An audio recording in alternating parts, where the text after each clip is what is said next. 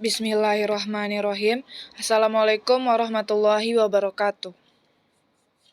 Sebelum masuk ke topik utama pada pertemuan kali ini, izinkan saya untuk memperkenalkan diri terlebih dahulu. Perkenalkan, nama saya Gita Fadila Alhambra dengan BP 2010541020 dari kelas E2. Pada kesempatan kali ini, saya akan mengangkat topik utama dari bab 14 dan bab 15 pada mata kuliah pengantar game teori yang berjudul Detail bentuk yang luas, rasionalitas berurutan, dan kesempurnaan subgame. Slide selanjutnya. Pada tampilan slide ini menunjukkan topik utama atau isi yang akan dibahas pada pertemuan kali ini yang terdiri dari 4 isi. Yang pertama, detail bentuk yang luas. Yang kedua, definisi strategi. Yang ketiga, rasionalitas berurutan dan kesempurnaan subgame. Dan yang terakhir, induksi mundur. Selanjutnya, kita masuk ke topik pertama, yaitu detail bentuk yang luas. Sebelum masuk ke materi inti, saya akan menjelaskan tentang detail bentuk yang luas, agar analisis permainan bentuk ekstensif akan menguraikan aspek teknis dari representasi bentuk ekstensif. Permainan ekstensif ditentukan oleh pohon yang telah dibangun dan diberi label dengan benar. Dalam istilah matematika formal, pohon adalah grafik terarah. Sebuah pohon dimulai dengan simpul awal dan berakhir pada simpul terminal atau tidak ada arah panah yang memanjang. Simpul awal dengan jelas menunjuk awal pohon. Berikut ini yang akan saya jelaskan merupakan aturan pada pohon. Aturan pohon 1. Setiap simpul adalah penerus dari simpul awal dan simpul awal adalah satu-satunya yang memiliki properti ini. Yang kedua, setiap simpul kecuali simpul awal memiliki satu pendahulu langsung, sedangkan simpul awal tidak memiliki pendahulu. Aturan pohon 3. Beberapa cabang yang memanjang dari simpul yang sama memiliki label tindakan yang berbeda. Aturan pohon 4. Setiap kumpulan informasi berisi simpul keputusan hanya untuk satu pemain. Aturan pohon 5, semua simpul dalam kumpulan informasi yang diberikan harus memiliki jumlah penerus langsung yang sama dan mereka harus memiliki kumpulan label tindakan yang sama di cabang yang mengarah ke penerus ini. Next, pembahasan kita merupakan penjelasan dari gambar mengenai aturan pohon. Berikut terdapat 2 gambar, sebelah kiri gambar A dan sebelah kanan gambar B. Keterangan dari gambar dapat disimpulkan bahwa pada titik tertentu dalam permainan, para pemain tidak tahu siapa yang harus membuat keputusan. Institusi di balik aturan pohon 5 adalah jika seorang pemain memiliki jumlah tindakan yang tersedia berada di simpul A dan B, maka dia harus dapat membedakan antara simpul-simpul ini, yaitu mereka tidak berada dalam kumpulan informasi yang sama. Sebuah pohon yang melanggar aturan pohon 5 digambarkan pada gambar B. Gambar di sebelah kanan. Kesimpulan lain yang dapat kita ambil dari gambar ini adalah mengenai aturan pohon 4.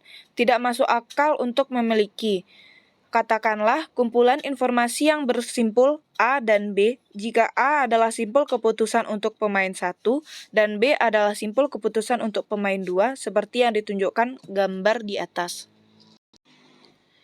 Next, kita masuk ke topik yang kedua, yaitu definisi strategi. Sebelum masuk ke materi inti dari definisi strategi, alangkah baiknya kita untuk memastikan bahwa kita sudah benar-benar memahami definisi dari strategi. Jika tidak, kita akan mengalami ketidaknyamanan besar saat mencoba mempelajari materi di bagian ini. Berikut ini contoh strategi pemain 2 dalam permainan tawar-menawar penawaran ultimatum. Strategi yang sederhana adalah fungsi konstan. Salah satu strategi tersebut menentukan S2 dalam kurung P, ya untuk semua P. Strategi ini menerima apapun yang ditawarkan pemain 1.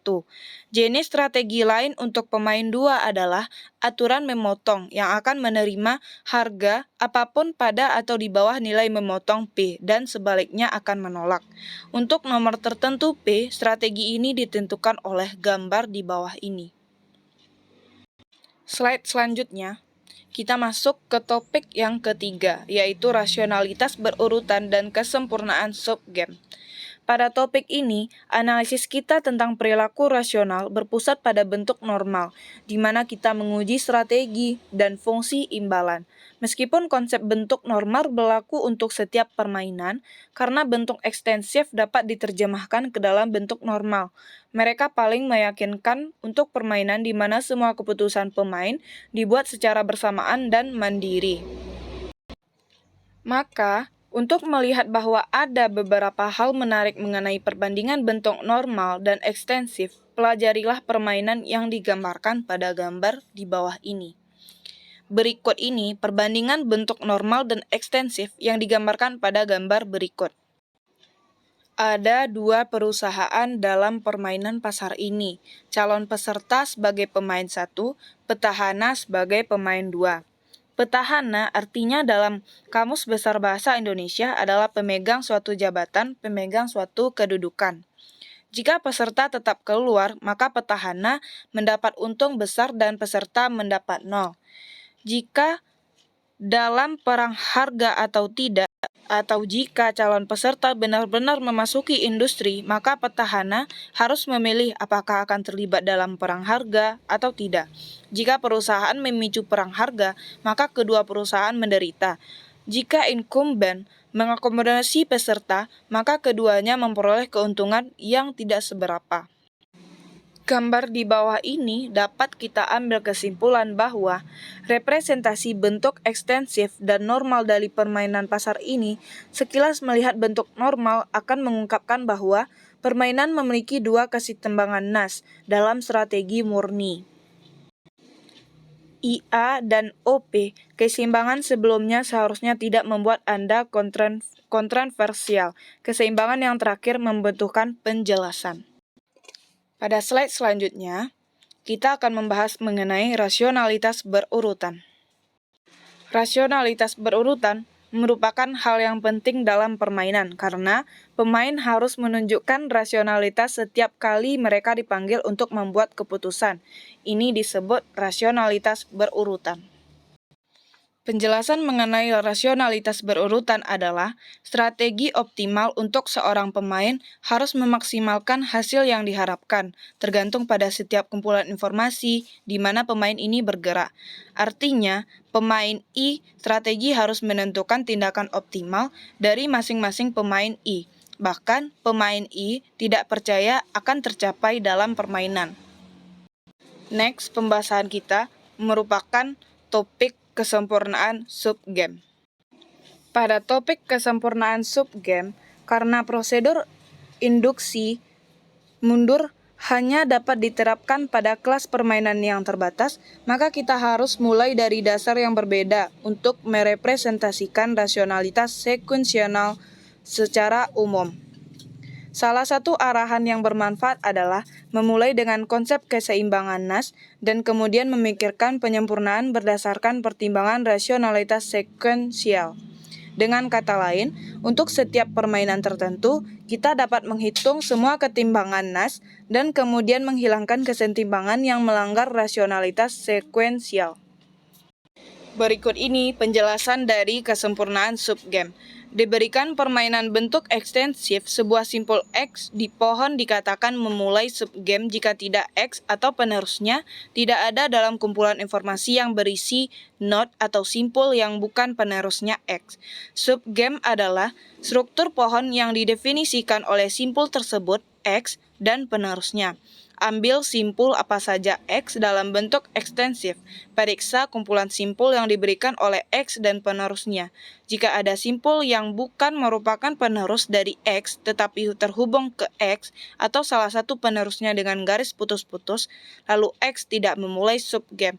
Dengan kata lain, begitu pemain berada di dalam subgame, sudah menjadi rahasia umum di antara mereka bahwa mereka ada di dalamnya. Subgame adalah bentuk ekstensif mandiri pohon bermakna sendiri. Subgame yang dimulai dari simpul selain simpul awal disebut subgame yang tepat. Itulah penjelasan dari kesempurnaan subgame. Selanjutnya kita masuk ke topik yang terakhir, yaitu induksi mundur. Pada induksi mundur, cara yang paling sederhana untuk mempresentasikan rasionalitas sekuensial adalah mulai prosedur yang mengidentifikasi tindakan optimal untuk setiap kumpulan informasi dengan bekerja mundur di pohon permainan. Dapat kita misalkan di suatu permainan informasi sempurna, yang diingat hanya memiliki kumpulan informasi tunggal atau tidak ada garis putus-putus dalam diagram bentuk ekstensif. Seseorang dapat mulai dengan melihat simpul keputusan yang merupakan pendahulu langsung dari simpul terminal saja. Pada simpul keputusan seperti itu, permainan berakhir setelah permainan yang relevan membentuk pilihan dan karenanya, untuk menentukan tindakan optimal, tidak perlu memikirkan perilaku pemain lain.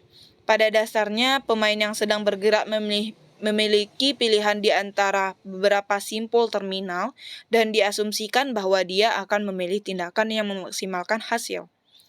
Selanjutnya, prosedur dari induksi mundur tersebut. Proses menganalisis permainan dari akhir hingga awal di setiap simpul keputusan, satu pemogokan dari pertimbangan setiap tindakan yang didominasi, mengingat simpul terminal yang dapat dijangkau melalui permainan tindakan diidentifikasi pada simpul penerus. Itulah penjelasan pada topik pertemuan kali ini yang dapat saya jelaskan. Terima kasih atas perhatiannya. Mohon maaf jika ada kesalahan kata. Semoga materi yang saya sampaikan ini bermanfaat bagi kita semua. Terima kasih. Assalamualaikum warahmatullahi wabarakatuh.